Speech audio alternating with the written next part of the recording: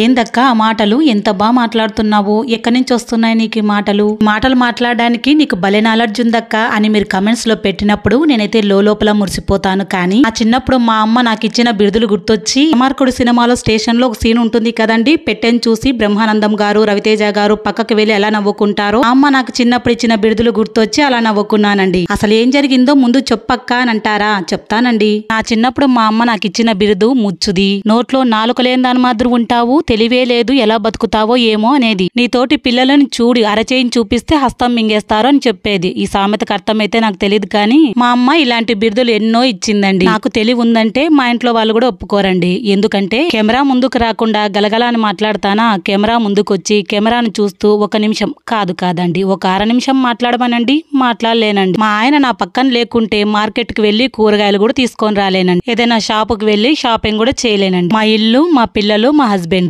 ఇదే నా ప్రపంచం అండి.